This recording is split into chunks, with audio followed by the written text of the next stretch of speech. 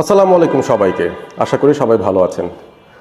জিতেও হেরে যাওয়ার এবং হেরেও জিতে যাওয়ার একটা সুযোগ বাংলাদেশের সামনে আজকে এসেছে। নেদারল্যান্ডসের সঙ্গে 3 ম্যাচের টি-20 সিরিজের শেষ ম্যাচটা আজ সিলেট ইন্টারন্যাশনাল ক্রিকেট স্টেডিয়ামে আর কয়েক ঘন্টার মধ্যে শুরু হবে এবং যে কারণে আমি আসলে বাজিগর সিনেমার একটা খুব নাটকীয় ডায়ালগ দিয়ে দিলাম শুরুতেই, যে হেরেও বাংলাদেশ আজকে জিততে পারে, জিতেও বাংলাদেশ আজকে হেরে যেতে পারে। আমার থাম্বনেলটা দেখে হয়তো আপনারা আজ করতে পেরেছেন ব্যাপারটা।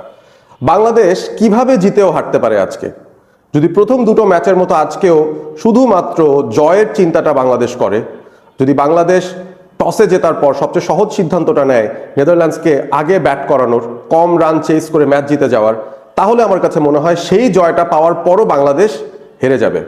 কোথায় হেরে যাবে?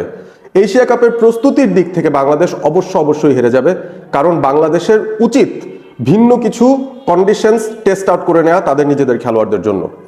নেদারল্যান্ডসের সঙ্গে দ্বিতীয় যে টি-20 ইন্টারন্যাশনালটা হয়েছে, সেই ম্যাচ শেষ হওয়ার পর ম্যাচ পরবর্তী প্রেস কনফারেন্সে যখন তানজিদ তামিম এসেছিলেন, অন্তত 3 জন সাংবাদিক তাকে প্রশ্নটা করেছিলেন যে আসলে বাংলাদেশ টসে জিতে আগে কেন ব্যাটিং নেয়নি, নিজেদের টেস্টটা কেন বাংলাদেশ করে নেয়নি, একটা পরীক্ষা কেন নেয়নি যে প্রথমে ব্যাট করে আসলে কত রান করা সম্ভব। ব্যাটাররা কিন্তু ব্যাট করার যথেষ্ট পরিমাণে সুযোগ পাচ্ছে না নেদারল্যান্ড সিরিজে। আমরা টপ 4-এর ভেতরেই আবদ্ধ রয়ে গেছি। অ্যাট বেস্ট 4 নম্বরে ব্যাট করার ব্যাটার তিনিই ব্যাটিংয়ের সুযোগটা পেয়েছেন নেদারল্যান্ডসের বিরুদ্ধে, কারণ রানই তারা এত কম করছে আগে ব্যাট করে। এবং পরবর্তীতে যখন ব্যাট করতে নামা হয় সিলেটে, ডেফিনেটলি ডিউ ফ্যাক্টরের কারণে ব্যাটিংটা আর একটু সহজ হয়ে যায়, সুতরাং সহজ কাজটা আরও সহজ হয়ে গিয়েছিল বাংলাদেশের ব্যাটারদের জন্য। এখন এই কথাটা বলা যেতে পারে যে হ্যাঁ, আমরা তো জিতছি, জেতার যেই মানসিকতা, সেই মানসিকতাটা ধরে রাখা জরুরি। পুরো সিরিজে যদি আমরা হোয়াইট ওয়াশ করে জিততে পারি নেদারল্যান্ডসের সাথে, তাহলে নিশ্চয়ই আমাদের একটা আত্মবিশ্বাস থাকবে। তবে এই আত্মবিশ্বাসটা কি একটু ফাঁপা বেলুন ফোলানোর মতো ব্যাপার হয়ে যাবে না? যেখানে মিডল অর্ডারের ব্যাটাররা ব্যাটিং করারই সুযোগ পাননি, সেখানে কিন্তু একটা প্রস্তুতির ঘাটতি আমরা দেখছি নিশ্চিতভাবেই।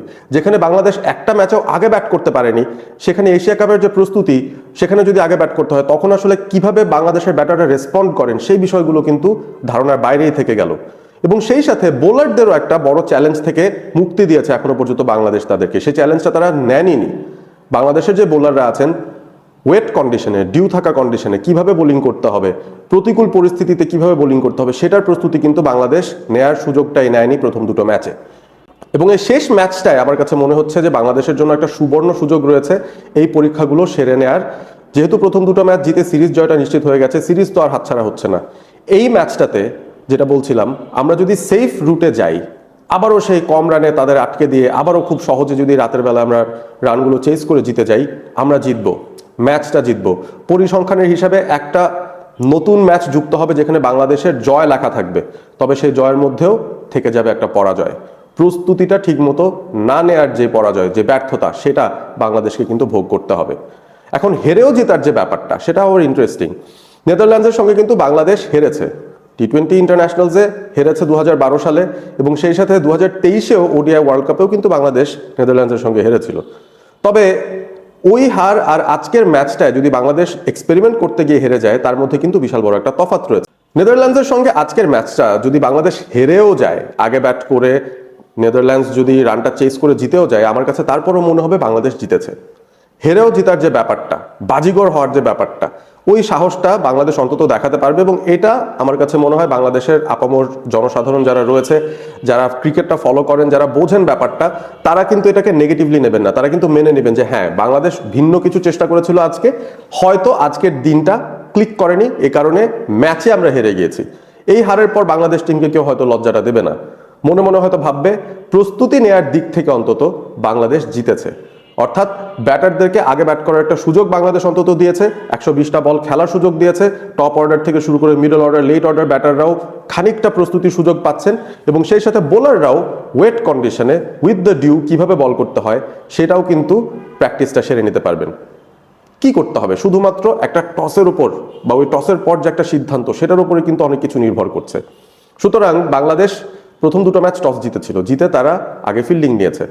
আমি তো আশা করব বাংলাদেশের উপরে যেন সিদ্ধান্তটা না থাকে, যেন নেদারল্যান্ডস টসটা জিতে নেদারল্যান্ডস বাংলাদেশকে আগে ব্যাটিংয়ে পাঠায়। সেই ক্ষেত্রে কিন্তু আর কোনো প্রশ্ন থাকবে না যে আমরা আসলে ভিন্ন কিছু করার চেষ্টা করছি, এরকম কিছু নয়। টসে হেরে আগে ব্যাট করতেই হচ্ছে, এখানে বাংলাদেশের কোনো হাত নেই। আমি আশা করি সেরকম কিছু যেন আজকে ঘটে। বারবার এই টস জেতাটা লিটনের জন্য সৌভাগ্য, অবশ্যই সেটা এশিয়া কাপে হোক। এই ম্যাচটাতে আমি চাই লিটন দাস টস হেরে যাক, নেদারল্যান্ডস বাংলাদেশকে আগে ব্যাটিংয়ে পাঠাক। ইন্টারেস্টিং হতে পারে বিষয়টা। সেটা গেল একটা ধাপ।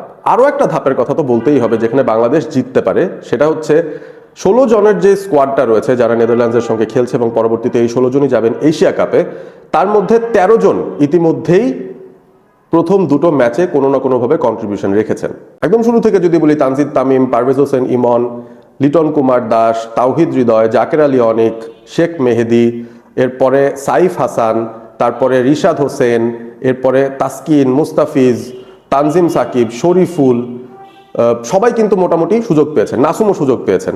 সুযোগ পাননি এখনো পর্যন্ত 3 জন ক্রিকেটার, যারা আমার মনে হয় আজকের ম্যাচে ডেফিনেটলি 3 জনের 3 জনই সুযোগ পাওয়া উচিত। সেটা হচ্ছে নুরুল হাসান সোহান, সাইফুদ্দিন এবং শামীম হোসেন পাটোয়ারি। এই 3 জন এখনো পর্যন্ত দুটো ম্যাচের একটাও খেলেননি এবং আমার কাছে মনে হচ্ছে আজকের ম্যাচটা তাদের জন্য বেস্ট একটা অপরচুনিটি হবে খেলার, এবং সেই ক্ষেত্রে কিছু ক্রিকেটারদেরকে রেস্ট দেওয়া যেতে পারে। যেমন মুস্তাফিজকে আমরা আসলে রেস্ট দিতে পারি। তিনি আসলে কি করছেন এই সময়টা আমরা সবাই খুব ভালো মতন জানি। মুস্তাফিজুর রহমান দারুণ বোলিং করছেন, দারুণ ছন্দে আছেন। টি-20 ক্রিকেটে এই মুহূর্তে বাংলাদেশকে মোটামুটি একটা জেতানোর অবস্থায় নিয়ে যেতে হলে যদি একজন বোলারের উপর আপনার ডিপেন্ড করতে হয়, সেটা হচ্ছে এই মুস্তাফিজুর রহমান।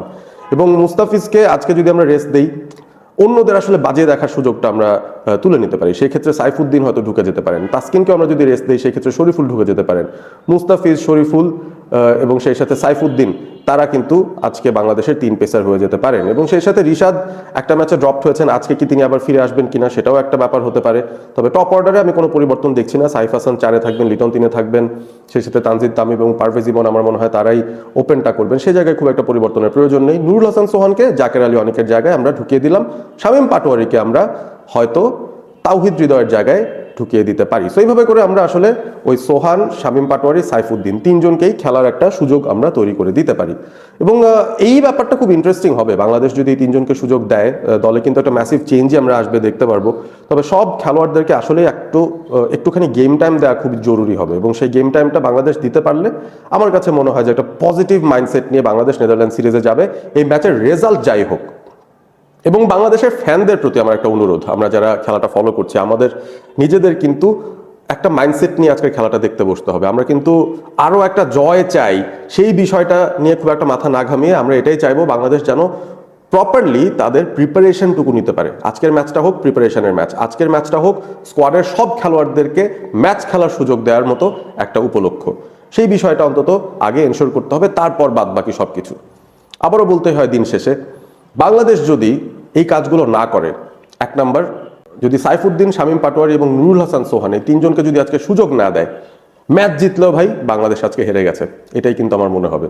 এবং সেই সাথে বাংলাদেশ যদি আগে ব্যাট করার সুযোগটা হাতছাড়া করে, আরও একবার বলবো, বাংলাদেশ ম্যাচ জিতলেও তারা ম্যাচটা হেরে গেছে।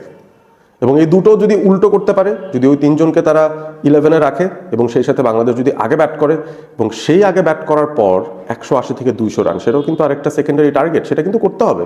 আপনি 140-150-র মতো ব্যাটিং করলে কিন্তু হবে না, উইকেটের ধরন যাই হোক না কেন। ফুল অন অ্যাগ্রেশন মোডে যেতে হবে বাংলাদেশের ব্যাটারদের, প্রমাণ করার চেষ্টা করতে হবে তারা আসলে ভালো একটা ইন্টেন্ট নিয়ে খেলতে যাচ্ছে।